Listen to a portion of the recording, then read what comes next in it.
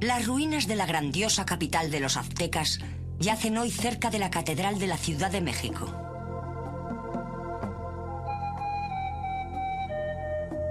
En los siglos XV y XVI, este gran templo era la sede tanto religiosa como política de los poderosos guerreros aztecas.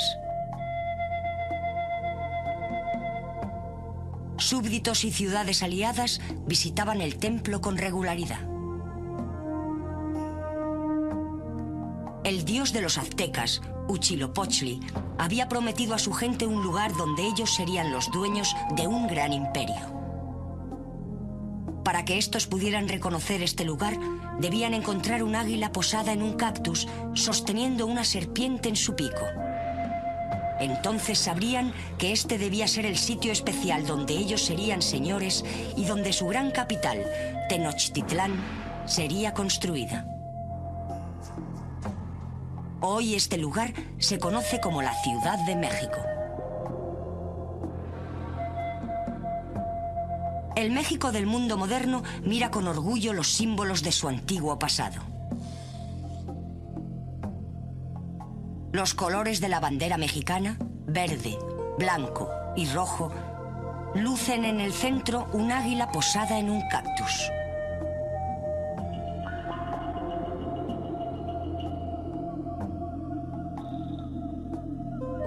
El gran templo de los aztecas era en origen un humilde templo construido en honor de sus dos dioses, Huitzilopochtli y Tlaloc, dios de la lluvia.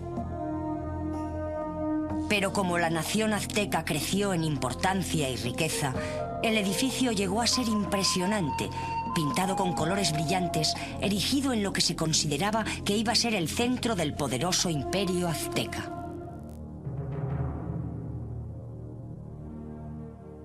Las raíces de la civilización azteca se remontan al pasado más remoto.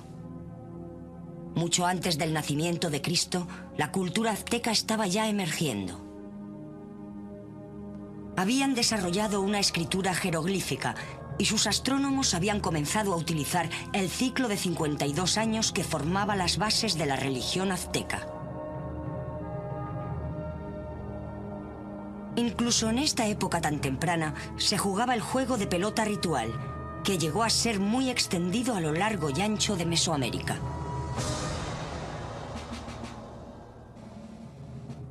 Mucho antes de que los aztecas aparecieran, la parte central de México estaba dominada por la ciudad de Teotihuacán, a solo 45 kilómetros del lugar que luego se convertiría en la capital azteca. Teotihuacán era una gran ciudad, la sexta ciudad más grande del mundo en aquel tiempo.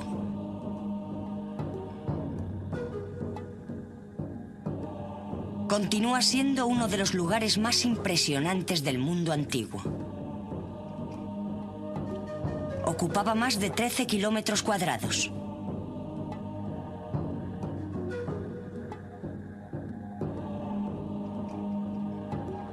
En su centro se encontraba un área de palacios y pirámides de techo plano, de las cuales las llamadas pirámides del Sol y la Luna son particularmente sobresalientes.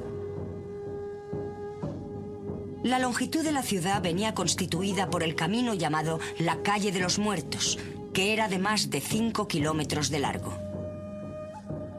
Así lo explica Francisco Cepada Álvarez.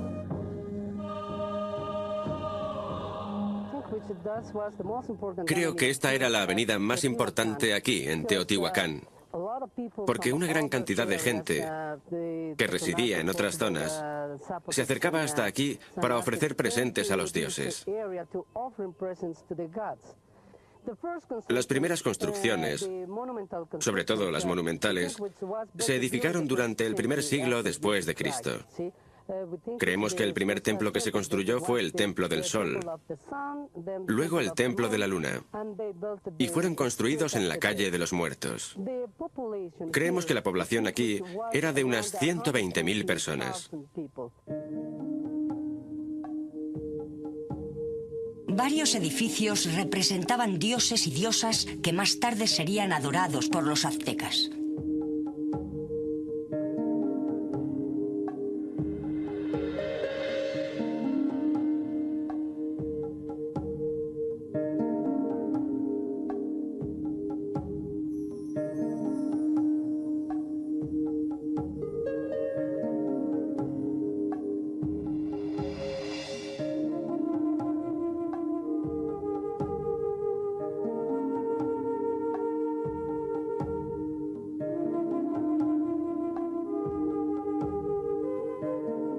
Las pinturas murales de Teotihuacán ilustran la importancia de la religión.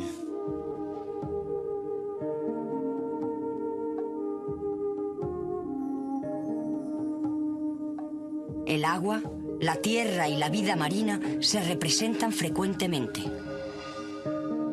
Rubén Cabrera, un arqueólogo mexicano que ha trabajado en Teotihuacán desde 1980, explica las pinturas de un palacio edificado cerca del lugar. Este es el conjunto que le llaman Patio Blanco de Atetelco. Fue explorado en 1947 por el arqueólogo Carlos Margain y representa el complejo de 3 templos, característico de Teotihuacán en su disposición urbana, en su planeación, ya que estos se ubican hacia el norte, hacia el este y hacia el sur, según los 4 puntos cardinales. Representan 2 temas fundamentalmente. Aluden al sacrificio humano y también hablan de la guerra, del aspecto bélico. Como vemos, hay una procesión de 2 deidades, jaguares y coyotes, pero ambos personajes llevan simbólicamente devorando un corazón sangrante. Y de este lado es la procesión únicamente de coyotes, pero también llevan la lengua, la vírgula de la palabra. Y hay una serie de otros motivos que están aludiendo a puntas de proyectil, macanas, que están hablando de la guerra. Esos son los temas más importantes. Enmarcan a los temas principales una serie de otros elementos simbólicos que en un momento más temprano fue de mucha importancia, como la serpiente, pero que para esta época, hacia los 450, 500 de nuestra era, ya no era tan importante la serpiente, sino el jaguar fundamentalmente. Una característica digna de reseñar de los murales de Teotihuacán es su complejidad simbólica.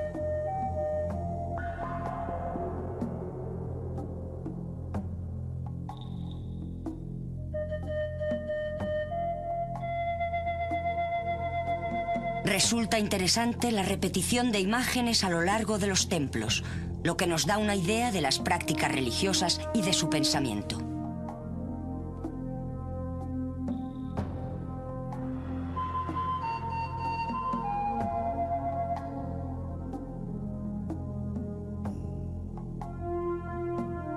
En el año 650 después de Cristo aproximadamente, Teotihuacán fue derrumbada, pero siguió siendo un importante centro religioso, ya que se creía que los dioses se habían reunido allí para crear el sol.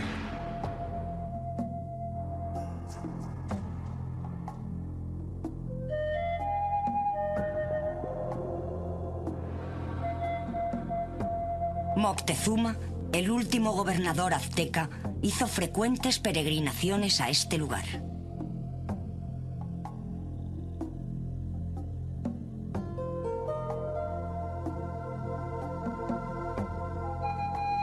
Los aztecas mantenían el cariño a las tradiciones legadas por sus predecesores, los toltecs, cuyas proezas fueron atribuidas a Quetzalcóatl, su gran sacerdote gobernante. Antes del año 1200 después de Cristo, el estado de Toltec se colapsó y el Valle de México se convirtió en el hogar de una sucesión de tribus medio civilizadas conocidas colectivamente como chichimecs. La última tribu bárbara en entrar en el Valle de México fue el grupo de habla nahual, al cual hoy conocemos como los aztecas, aunque ellos se referían a sí mismos como los mexica o los tenocha. Hoy, todo lo que sabemos acerca de los primeros días de los aztecas ha llegado a nosotros en forma de leyendas. Se dice que los primeros aztecas descubrieron el dios Huitzilopochtli en la cueva de una ladera. Bajo su mando comenzaron un viaje a su lugar de nacimiento en Coatepec, construyendo templos en su honor allí donde se detenían. El nacimiento de Huitzilopochtli, el dios de la guerra, es importante ya que se consideraba que este era una manifestación del sol. Para ellos, él representaba la eterna lucha del sol contra los poderes de la oscuridad. Una lucha sin fin, reabierta diariamente. Así como Huitzilopochtli nació para combatir contra su hermano y su hermana, el sol se alza cada mañana para batallar con las estrellas y la luna y lanzarlas al vuelo. Para ayudar a Huitzilopochtli en su lucha diaria, era necesario que los hombres proveyeran al dios con el alimento más preciado que ellos podían ofrecer, su propia sangre. Así lo explica la doctora Elizabeth Baquedano. Conocemos los sacrificios humanos gracias a las descripciones de los frailes del siglo XVI, los cuales guardaron muy cuidadosamente documentación acerca de este tema. El fraile más importante, que dejó constancia de todo lo que vio en cuestión de religión, fue Bernardino de Sahagún, que vino a México en 1539. Sabemos que el sacrificio humano era importante para mantener el equilibrio del universo, pero también sabemos que era la ofrenda más preciada que podíamos dar a los dioses.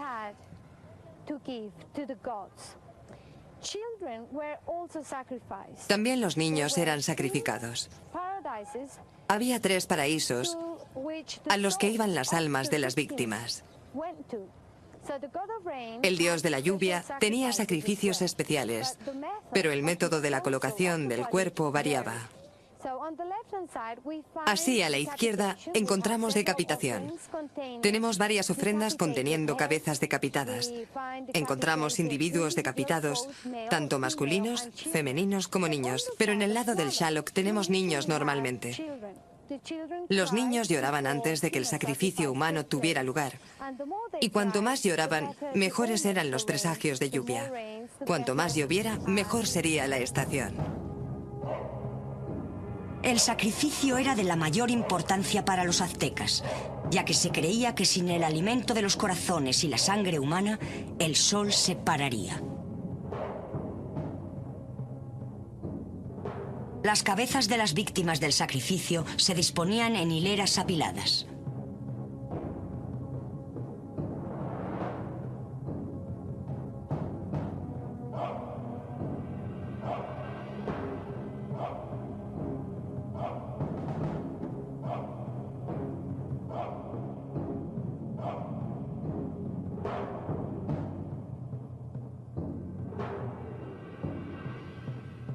Plataformas arquitectónicas esculpidas por todos los lados se ven aquí, en el gran templo de los aztecas, donde hay 240 cráneos diferentes pintados con estuco.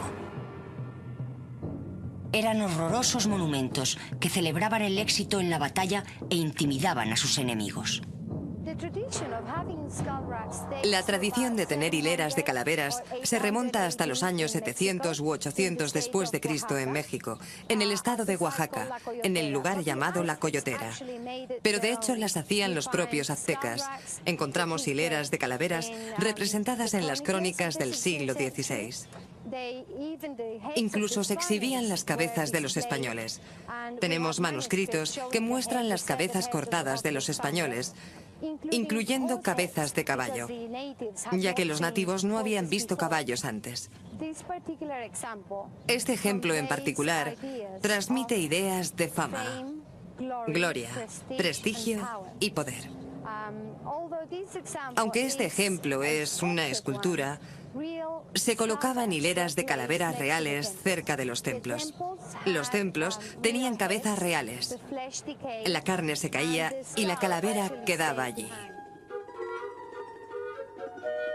Los corazones de las víctimas del sacrificio se colocaban en vasijas llamadas cauchícali.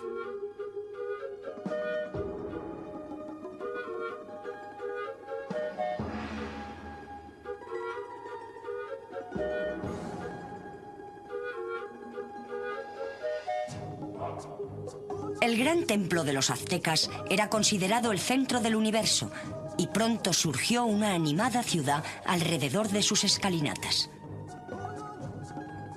Se construyeron avenidas configuradas según una planificación geométrica muy pensada, y en su mayor apogeo se sabe que la ciudad de Tenochtitlán tenía 200.000 habitantes.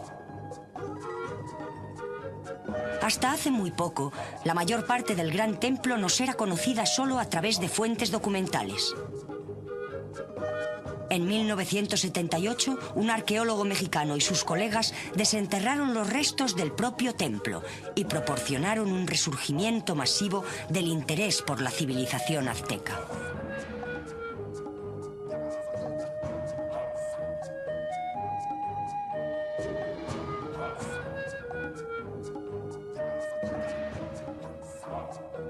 El primer templo ha desaparecido, pero el segundo se remonta a 1390, que es el que vemos hoy prácticamente completo. Las construcciones anteriores eran encerradas en edificaciones sucesivamente más grandes. Estas pirámides están dedicadas a dos dioses, Huitzilopochtli y Xaloc.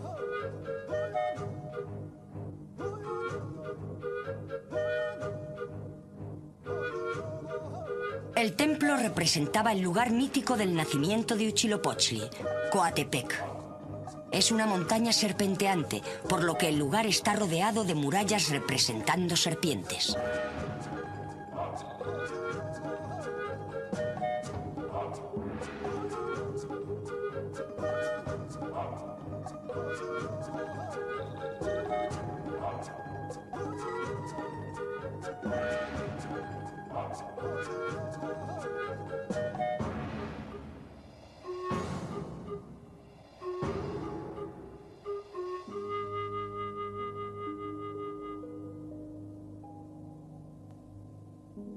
El Gran Templo era tan alto como la Catedral de la Ciudad de México.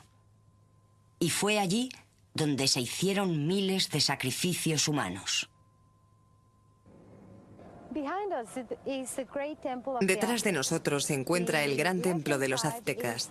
A la izquierda está el templo de Huitzilopochtli, el dios tribal de los aztecas, el dios de la guerra. A la derecha tienen ustedes el templo de Xaloc, el dios de la lluvia. Ambos son igualmente importantes, del mismo tamaño, de las mismas dimensiones. Ambos comparten el recinto principal del gran templo. El templo de Huitzilopochtli se reconoce por la piedra del sacrificio, llamada Tezcatoinahualo, en la lengua de los aztecas. Esta piedra es importante porque en las fiestas y rituales mayores tenían lugar sacrificios humanos.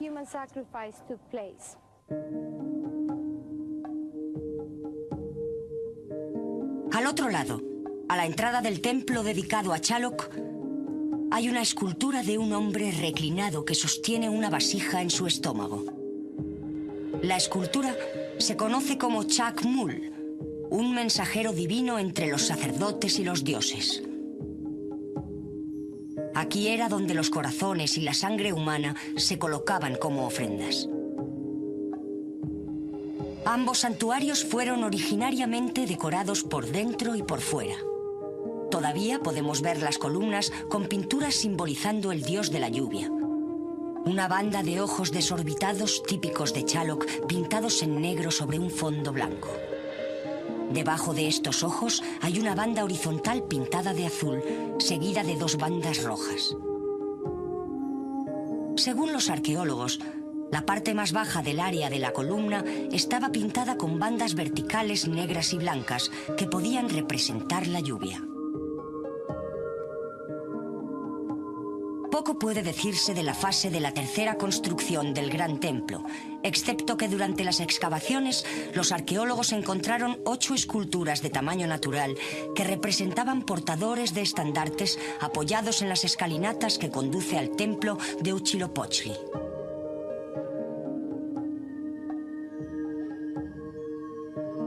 Se extrajeron 6.000 objetos asombrosos durante las excavaciones del templo. Muchos de los objetos ofrendados llegaban de diferentes partes del imperio.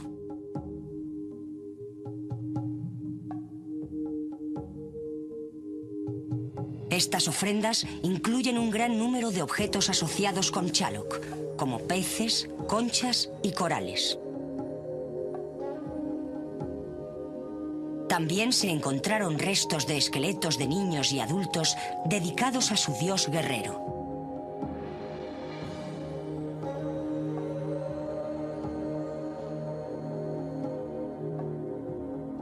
Todavía pueden verse ofrendas conteniendo peces de la costa del Golfo, conchas y corales con efigies del dios del fuego, Xiuhtecutli.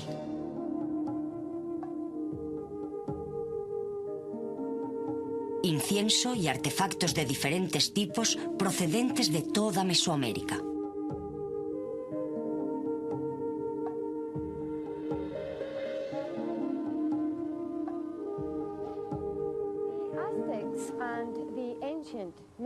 Los aztecas y los antiguos mexicanos escribían sus libros en papel de corteza. Todavía se produce este tipo de material en el estado de Guerrero, en México. Se pinta mucho al estilo tradicional, a mano. Estos manuscritos se llamaron códices y en la actualidad tenemos 14 códices precolombinos. Tenemos otro excelente ejemplo llamado Códex Mendocino o Códex Mendoza. Este manuscrito fue recopilado por primera vez por el primer virrey de Nueva España, don Antonio de Mendoza, en el periodo colonial. Es especialmente importante porque ilustra 3 aspectos de la historia mexicana. La primera sección trata de la historia de los gobernantes aztecas, desde el primer gobernador azteca hasta el último. La segunda sección trata del tributo, cómo se pagaba a los aztecas, en qué cuantía, con qué frecuencia y en qué forma. La tercera sección del manuscrito trata de aspectos de educación para los niños. Verán ustedes cómo los padres escaldaban a los niños, a veces llevándolos cerca de una hoguera de chilis, de modo que al oler los chilis, los niños tosían un poco. A veces los aztecas obligaban a los niños a dormir fuera, en el barro mojado.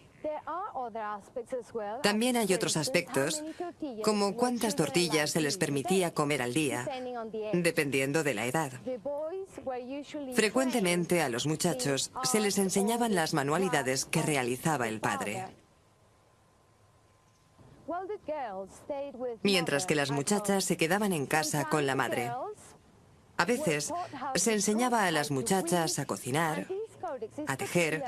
Estos códices son particularmente útiles para reconstruir cómo vivían los aztecas, cómo traían a los nuevos bebés a casa, la función de las comadronas, qué hacían cuando nacía el bebé, cómo anunciaban el nacimiento de un niño o de una niña. Los gobernadores aztecas de Tenochtitlán formaron parte de una triple alianza con gobernantes de estados cercanos. Netzahualcóyotl era un gran gobernador del vecino Texcoco, que gobernó desde 1418 hasta 1472. Fue contemporáneo del gobernador azteca Moctezuma. Favoreció las leyes, la ingeniería y las artes, e hizo de Texcoco el lugar de la corte y el centro de la actividad artística. Promovió la construcción de un extenso sistema de acueductos para traer agua desde los manantiales de la montaña a las ciudades y a las superficies agrícolas.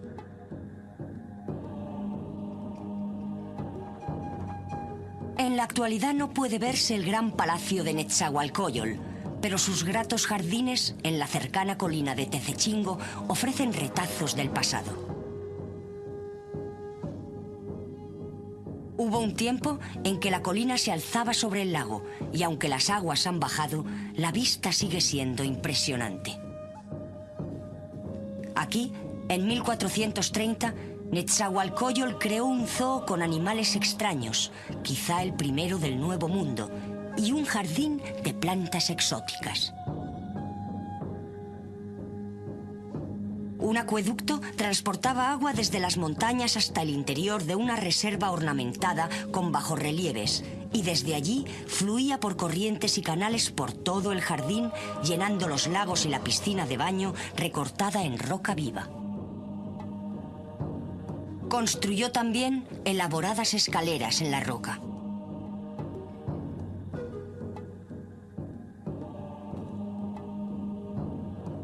Sentado en el trono de piedra de Netzahualcóyotl, en lo alto de la colina, se tiene una magnífica vista de su panorámica real.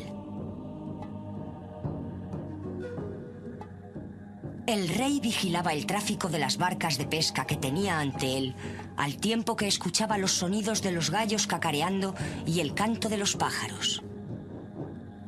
Pueden verse los restos de las cuencas, pero ya no vemos las cascadas, las pajareras o los macizos que proporcionaban al rey tal deleite. Todavía existe un sistema de canales azteca en Xochimilco, que en nahuali significa lugar de los campos de flores.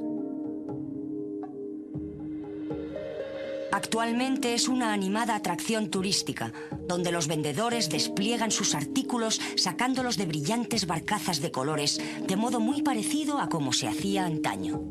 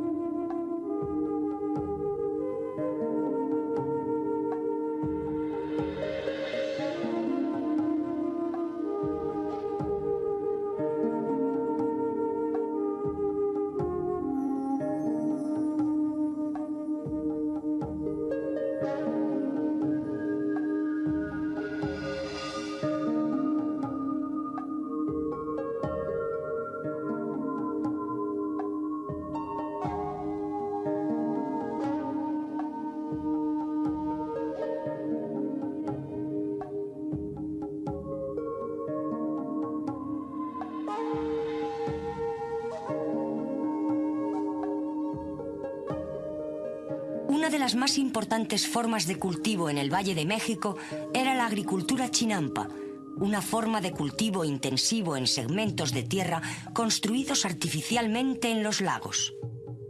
Con un mantenimiento adecuado pueden producir varias cosechas al año permaneciendo fértiles durante siglos sin tener que estar en barbecho. Xochimilco es la zona que los turistas llaman los jardines flotantes, de modo que Xochimilco es conocido como los canales aztecas. Los aztecas solían viajar y vender sus productos junto a los canales. Estos canales llegaban hasta Tenochtitlán. El actual gran templo de los aztecas forma parte de la orilla del lago. Este área tenía dos tipos de agua: agua dulce y agua salada. Durante el gobierno de Moctezuma, durante su reinado, decidieron construir un dique para dividir el agua salada del agua dulce. Este era un acueducto muy importante que dividía el agua para que la gente pudiera beber y utilizarla para el cultivo. La tierra era muy fértil. La gente solía recoger 3 cosechas e incluso a veces producía hasta 4 cosechas al año. Cultivaban maíz principalmente y también cultivaban diferentes flores. Todavía constituye el área más rica de la Ciudad de México, donde la gente compra y vende flores. La zona es rica porque la gente puede vivir del agua, también como en los tiempos de los aztecas. La gente dependía de la caza y de la pesca. Atrapaban pájaros y peces con sus redes y arpones. Pero también podían coger ranas, huevos y toda clase de insectos que fueran comestibles. La gente dependía del cultivo del maíz, y este era, y todavía es, la comida corriente en México. Muchos platos derivan del maíz, como las tortillas, los tamales y el atole, una especie de papilla.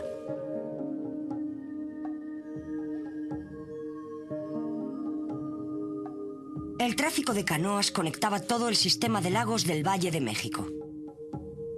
Se dirigían predominantemente a Tenochtitlán y transportaban sobre todo comestibles y otras provisiones.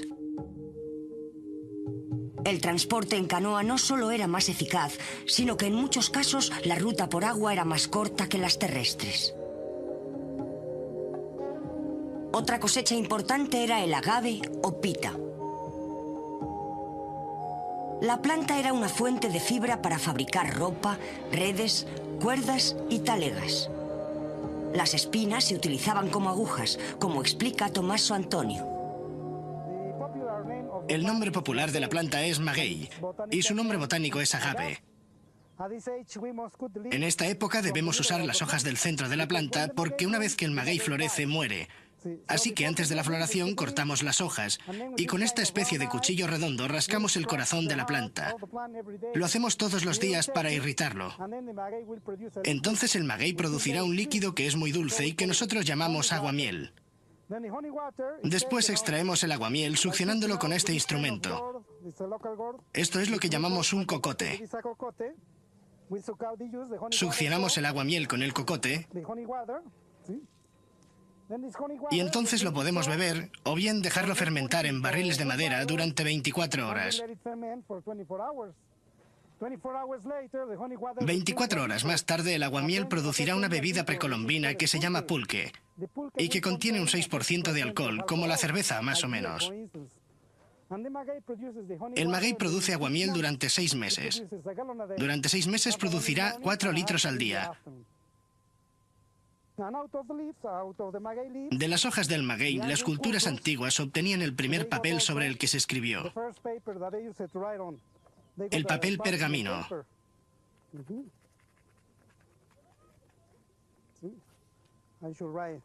Ahora voy a escribir algo para que ustedes vean que se puede escribir sobre este papel. De cada hoja, las culturas antiguas obtenían un pergamino. Este fue el primer papel. Con él, las culturas antiguas solían hacer collage. Y el pergamino es resistente. Hay una hoja en el interior y otra en la parte de fuera. Tenemos 2 trozos de papel en cada hoja. Además de obtener el primer papiro, también obtuvieron aquí el primer jabón para lavar.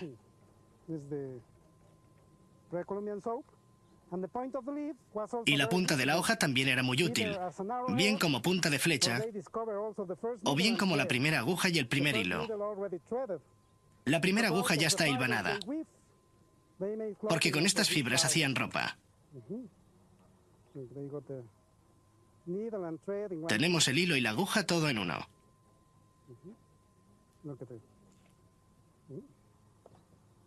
Hilo y aguja juntos. Luego, para teñirlos, utilizaban colores naturales, como por ejemplo los pétalos de una rosa. Obtenían de este modo colores permanentes. Los colores no se iban.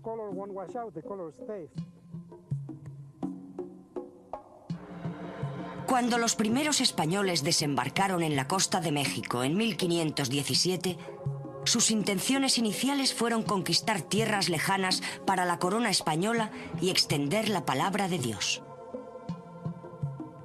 Fue Cortés, uno de los primeros conquistadores, quien, embebido de leyendas de riquezas y oro, se embarcó en un arduo viaje hacia el interior para encontrar la legendaria capital azteca, controlada en aquel entonces por el poderoso gobernante Moctezuma. Cortés era un hombre instruido que recibió una formación en leyes en Salamanca, por lo que no era ningún ignorante, como Pizarro en el caso de Sudamérica. Cortés también era un buen diplomático. Era un perfecto maquiavélico que podía jugarles malas pasadas a los políticos. En su recorrido, su conducta con las tribus locales era con frecuencia brutal y represiva. Pero para los españoles, sus acciones estaban justificadas con el firme convencimiento de que Dios Todopoderoso estaba de su parte y de que las conversiones a la fe cristiana se estaban haciendo con fervor religioso. Cortés se encontró con los enemigos de Moctezuma y les convenció para que se unieran a él en su marcha hacia Tenochtitlán. Los más poderosos, entre estos, fueron los tlaxcalans, quienes habían alcanzado un acuerdo de paz con los españoles tras una serie de treguas y habían acordado ayudarles a derrotar al poderoso gobernante azteca. Al final, los dos jefes se encontraron cara a cara por primera vez. Moctezuma, creyendo que Cortés y su grupo eran dioses, dio la bienvenida a los españoles a su ciudad, acomodándolos en grandes palacios y tratándolos con la reverencia reservada a los invitados más importantes. Cuando Cortés llegó a México en 1519, los mexicanos pensaron que volvía para reclamar su plaza. Había dejado Tula un año antes, exactamente la misma fecha en que Cortés llegó a la costa del Golfo de México en 1519. Los nativos estaban familiarizados con este mito del hombre barbado que regresaba. Cuando llegó, encontró varios españoles conocedores de este mito. Y de hecho, los españoles le ayudaron a conquistar México.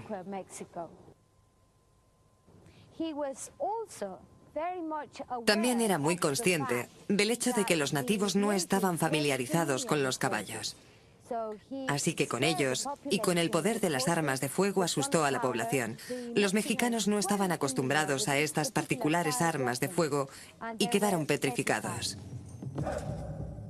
Pronto se agriaron las relaciones cuando se vieron claramente las verdaderas intenciones de los españoles de apoderarse del oro.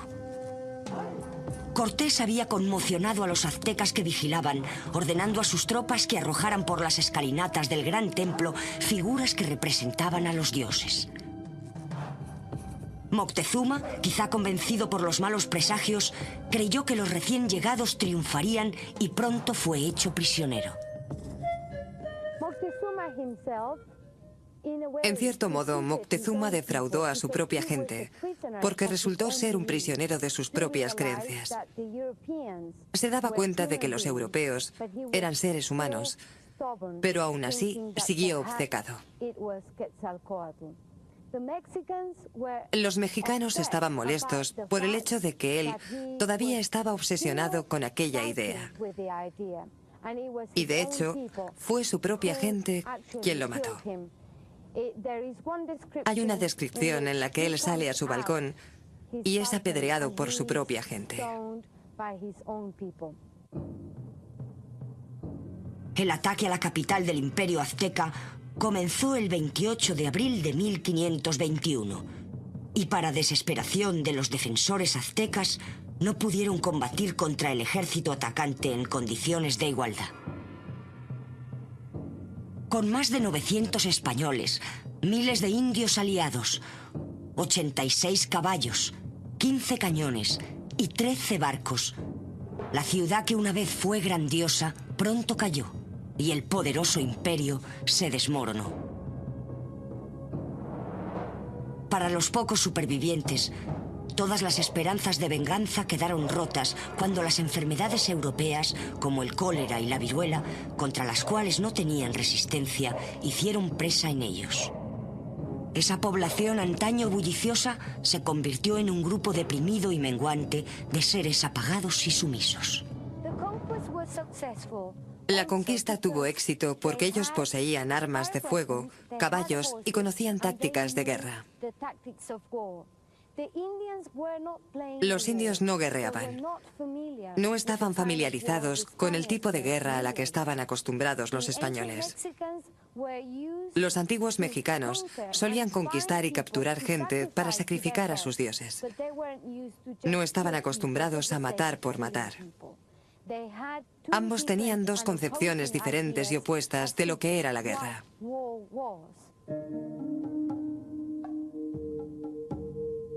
Esto marcó el final de Tenochtitlán y el comienzo de la Nueva España. Afortunadamente todavía se habla la lengua en algunas partes de México. No todo el vocabulario se ha perdido. De hecho, algunas palabras se han fundido con el español y la influencia azteca permanece hoy en día.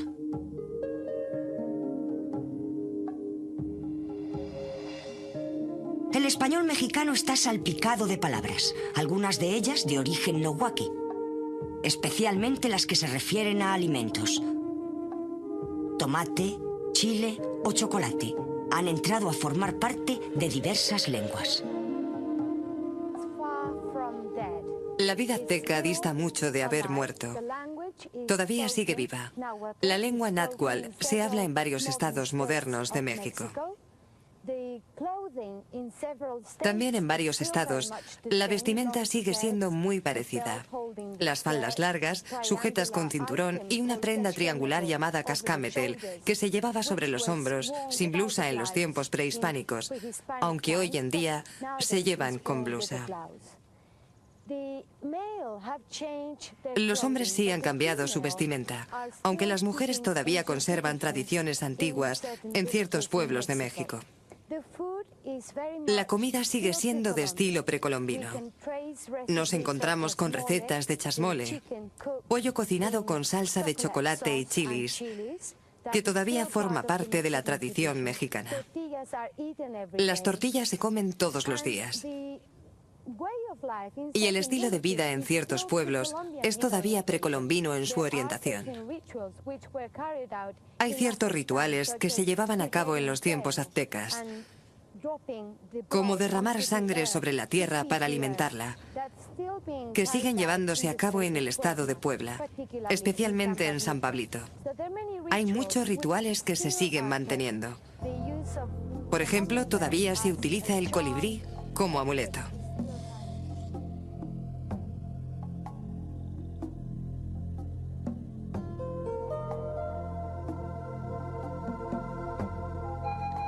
Las danzas aztecas prosperan, manteniendo vivas las tradiciones de antaño.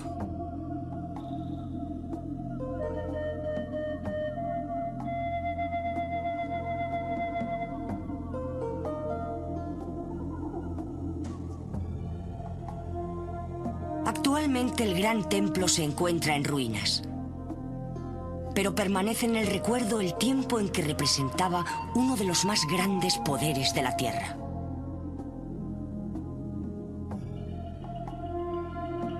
Tal y como dice el poema azteca, mientras dure el mundo, el poder y la gloria de Tenochtitlán sobrevivirá.